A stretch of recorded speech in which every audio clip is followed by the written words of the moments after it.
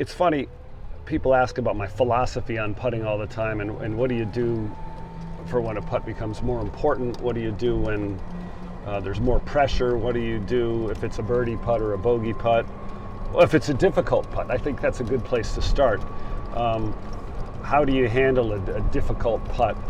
I think it's an overall philosophy really on a mindset on how you think about this, because through most of my career, I never really tried to evaluate a putt. And what I mean by evaluating a putt is I didn't want to evaluate whether this putt was difficult, hard, uphill or downhill, birdie or bogey, one of those momentum keeping putts. I thought all that extracurricular stuff would just add to make it more difficult to make or harder to make. And I think you've had a lot of players over their time that say they looked at leaderboards, they like to know where they were.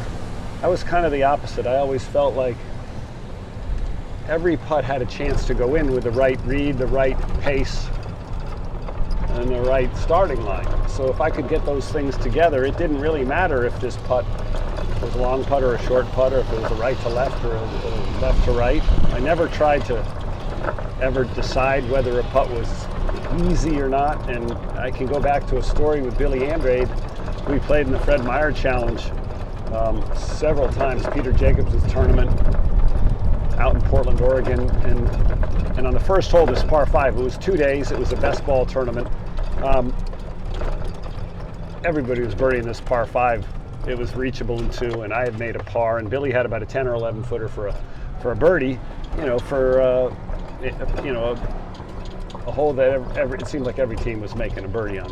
And he had this putt up the hill, right to left, just outside the right lip, and he missed it, kind of slammed his leg a little bit, and he said to me, "Dang it, Brad, that was an easy putt.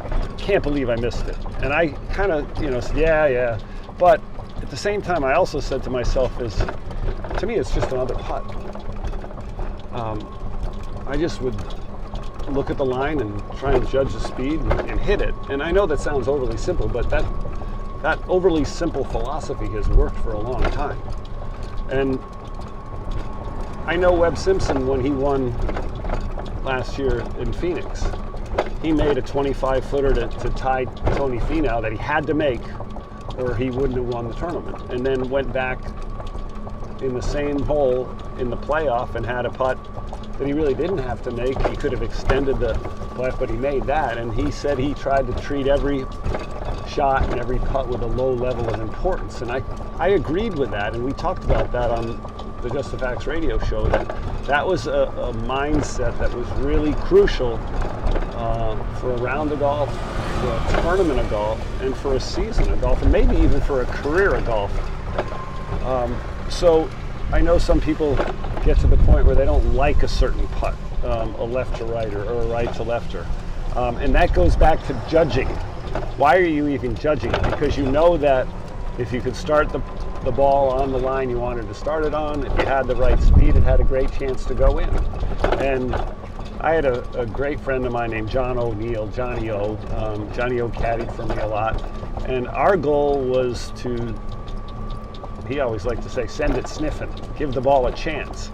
And when you watch a guy that's putting good and he's on, every putt looks like it has a chance to go in. The players stay in their posture. They look like they're excited about watching this ball have a chance to go in the hole. And you can always tell when a player hits a bad putt, they immediately jump out of their posture, start running towards the ball, get angry. I think that in order to keep improving and keep giving yourself a best chance to make these putts, don't judge. Obviously the Harmons would have said the ball doesn't know what this putt's for, the club doesn't know what this putt's for. So I think that if you can get to the place where you can treat every putt as if it's just its own little putt and it's a little chance to make it. And I always say this stuff, and people kind of get sick and ad nauseum of keeping it instinctive, keeping it athletic. that first instinct's so important when you do it. I think you're going to enjoy this part of the game, this putting part of the game, for a lot longer if you can think like that. And when I get asked what's the secret to putting, I mean, like there's one thing you can just bottle up and put it on the shelf. I think it's falling in love with this part of the game. When I hit an iron shot on the green and grab that putter, I like having that thing in my hands. As a matter of fact, I love having the putter in my hands. And I don't know, I remember somebody told Rory McIlroy he wasn't supposed to touch the putter until he got to the putting green, and I'm like, that's the dumbest thing I've ever heard. I want, I would take this thing to bed with me. I want to have this thing. I like holding on to it. I like feeling it. I talk better when I have the putter in my hand. So if you want to have a great career, a long career, if you want to have less anxiety about putting, let's not start judging every putt you have, and let's just get back into, making every putt have a chance to go in and loving them rather than hate them. That's kind of what I would think would help.